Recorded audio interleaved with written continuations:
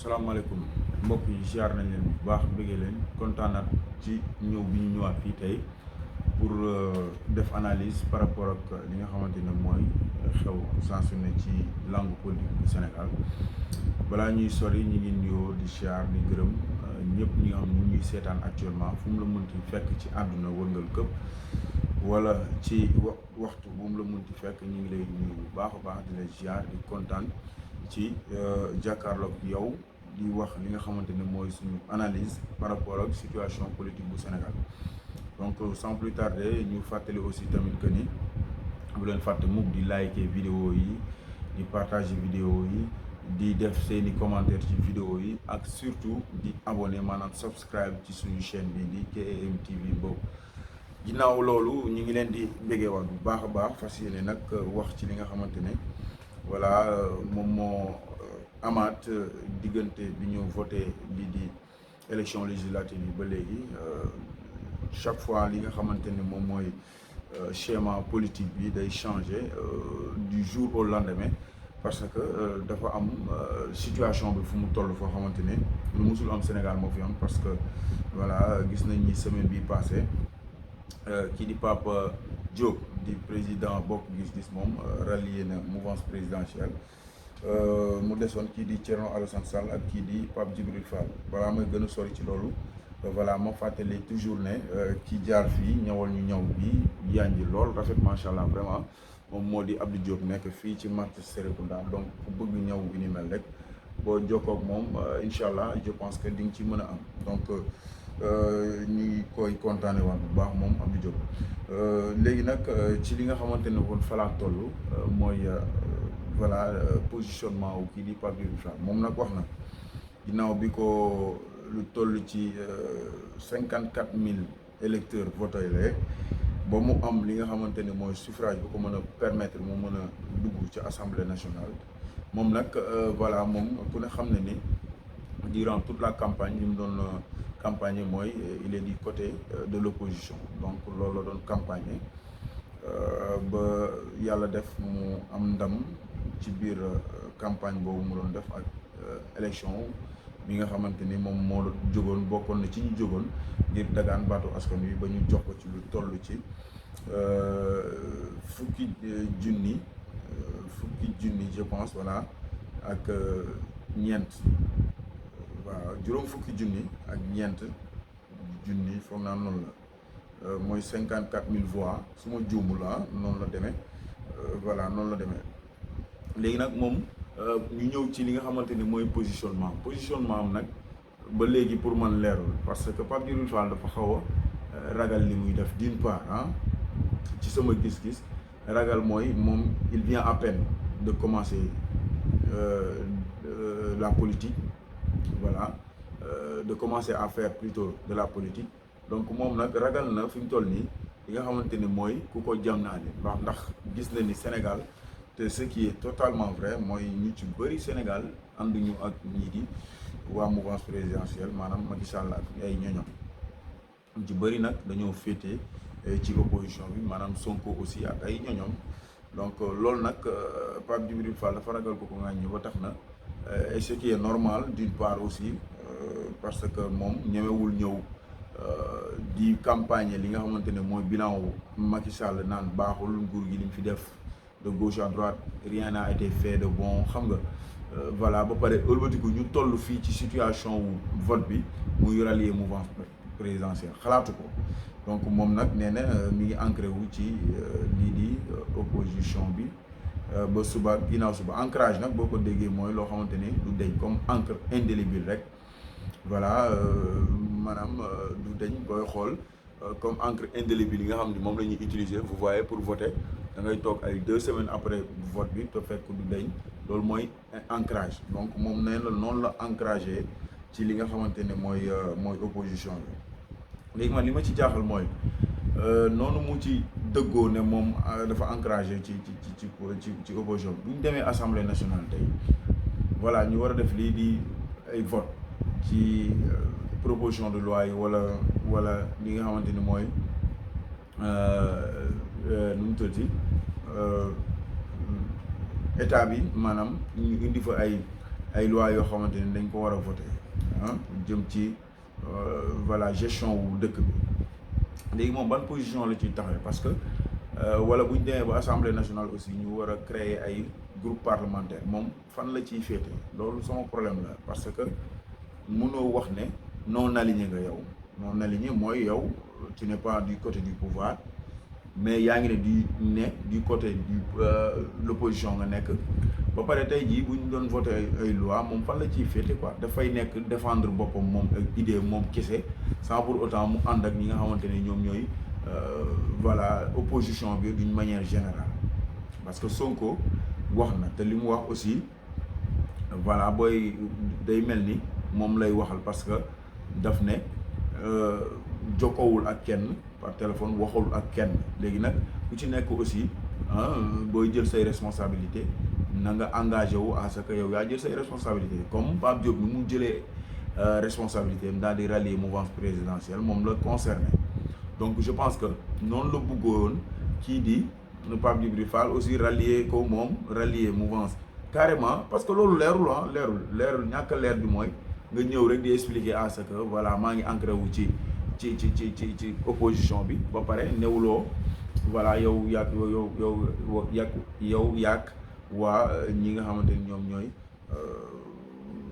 ñoom ñooy intercoalition bi te ñoo fi ëpp doole ñoom nga àndal ñoom ñooy opposition bi quoi wala nga ne man ñee laa àndal mais ñëw taxaw ci digg bi di def affaire nii wii nii non Macky Sall boobu vraiment loolu moom mooy loolu te li tax mu ragal ko dama ñëwaat ci li ma doon wax mooy dafay bañ ko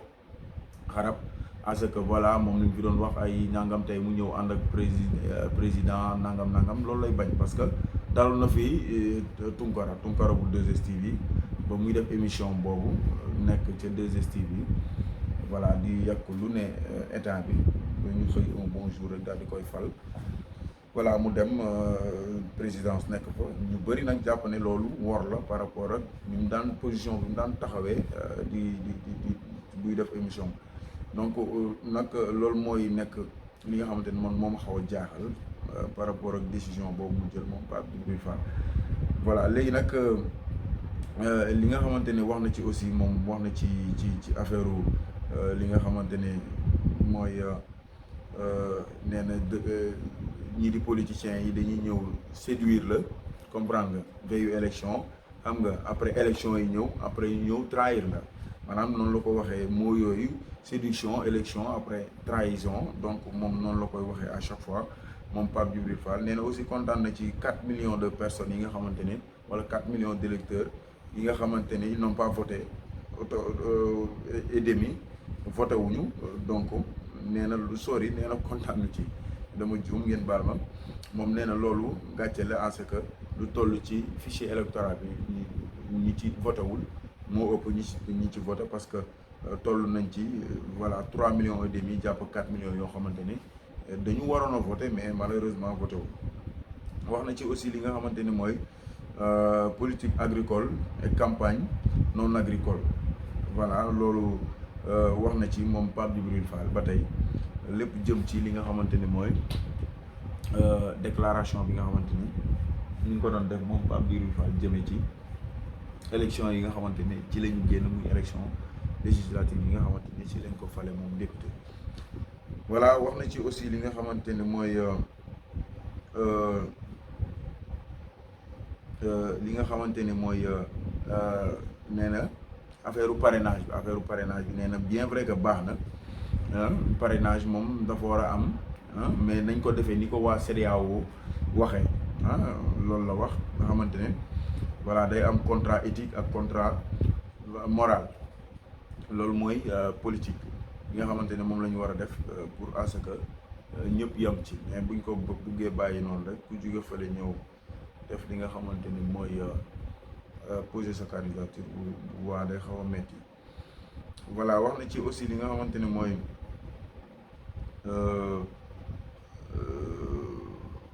voilà la République est une révolte contre les inégalités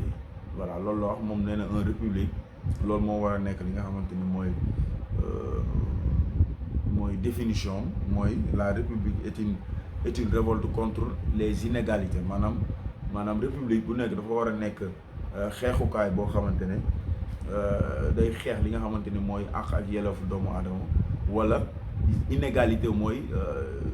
kumba am ndey kumba amul ndey loolu mooy inégalité moom nag day xeex loolu day xeex li nga xamante ni république bu baax lii rôle la mooy mu xeex li nga xamante ni mooy ñàkk ak yamu doomu aadama yëpp ci lépp maanaam ci kanamu yoon ak ci kanamu everything donc jàpp na ni doomu aadama yi ñoo ci war a yem moom nag nee na dafa bëgg a indi beneen politique bu bees boo xamante ne voilà du am comme actuellement gars yi ni ñu koy defee comme xaste ak wuññante ay sutura ak saaganteeg yu ni mel moom nee na de côté boobu vraiment moom dama ko ci saluer dama ko ci encourager bu baax mu xam ne su amee ñu ko topp wala ñu ko bëgg wala ñu koy voter c'est à cause de cette décision qu'il a pu prendre pour jéem a rénover un tout petit peu voilà physionomie mu politique bu Sénégal parce que c'est trop sale ngeen baal ma dafa salte trop vraiment ndax gars yi buñ la gisalee lu baax duñ ko wax jamais au plus grand jamais buñ la gisalee lu bon nag yuuxu sar xolle yuuxu wax voilà même dañuy gis sax lu baax jëm ko yàq donc loolu c'est une manière de faire la politique boo xamante ne bu salte te Sénégal voilà noonu la ñuy def te loolu nekk lu baax nit ki moom voilà même bu fekkee sa opposant la ngeen bokk li nga xamante ne yéen a ko bëgg même bu fekkente ne yéen a ngi koy daw di wuti bu defee lu baax ci diggante bi wala mu wax ko vraiment saluer ko nga nangul ko accepter ko et puis ngeen continuer seen parcours de njëkkante pouvoir xam nga mais mënoo wax ci nit lu baax jamais mais di wax ci moom lu bon rek donc moom neen loolu daf ko bëgg a dindi ndax Sénégal moom vraiment ni ñuy defee politique ci côté boobu baaxul ndax moom nee na dafa bëgg a indi lii di yar ak i tekki ak respect te loolu vraiment bu ko réussir étant quelqu'un boo xamante ne voilà da nga bokk ci révélation wu scène politique bu Sénégal mooy maanaam ñi ci bees boo fi indee loolu moom ba réussir ko vraiment gars yi dinañ la sant man boog dinaa la sant ndax loolu lu ma bëgg la nit da ngay feya boo gisee nit di def lu négatif ni nga koy waxee amoon ngor gu doy ni bu defee lu baax aussi nga wax ko mais Sénégal voilà il ne fonctionne pas comme ça mooy ñi nga xamante ni ñooy suñu politiciens yi moo tax pratiquement ñoom ñëpp dañ leen di def ci benn sac di leen juger même jikko même qualité parce que voilà la plupart ñoom ñëpp noonu la ñuy doxee pratiquement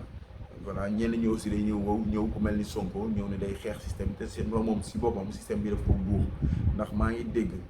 mu def déclaration mais déclaration boobu am na ay pacte yoo xam ne daf ne dañ ko signé ñoom waa coalition wala waa intercoalition wallu ak Yewwi mais nee na am na ay pacte yoo xamante ne signé nañ ko te ñu ngi ruumandaat ci suuf que ni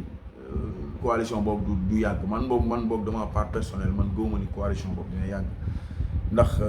li ma wax léegi rek wuññante sutura ku si nekk say intérêt et puis voilà donc moo tax man ma gëw ne du yàgg may rax mi ngi mettre en garde moom Sonko population yi que yéenay arbitré parce que voilà lii la ñu signé ñun buñ demee ba ci biir ku war ak yooyu noonu yooyu yëpp day mettre en garde nit ñi pour xam ne yàgg moo la gën a conscient ci ne loolu day am war boobu seen biir ala kulli alin il faut mu am parce que ñoom loolu dañ ci addict def ko ak ñàkk ko def la ñu yamale ñoom war la léegi tout de suite ak naan ci ndox bi lañ yamale ñoom ñëpp noonu lañ mel moo tax dégg naa démb aussi kii di Bougane Gueye Dany di wax ne nañu moytu na fi diw jógee diw ñëw c'est très très dangereux parce que loolu moo ñu daloon en 2000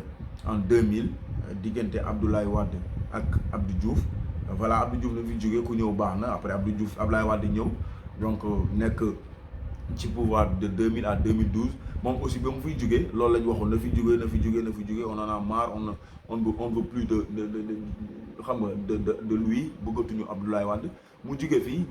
bu mu fi jógee aussi ñu ne ku ñëw baax na Macky Sall daal di ñëw gën a pire comprendre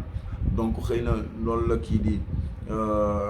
Bougane Gueye Dany di président waa gëm sa bopp moom su ma ko gisoon li ma koy njëkk a wax mooy dindil gëm sa bopp ndax nit du gëm boppam nit day xam boppam nga changer ce slogan boobu toujours moo ko su ma ko gisoon loolu laa ko njëkk a wax mais moom li mu wax foofu parce que voilà nañ moytu loolu xëy na nag bon li tax moo ko c'est pour clasher un tout petit peu ci di Sonko parce que dañu xaw a am ay divergence parce que ñoom bu leen fàtte ni jamono yee bi ñuy bëgg a coaliser noonu ba ñu dajee ba am problème ci ay affaire de logo ak ay affaire de couleur moom dafa buude woon léegi réunion bi daal di dem moom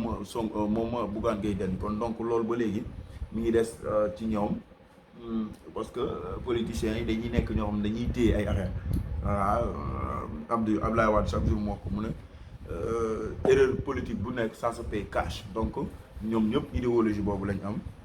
ba tax na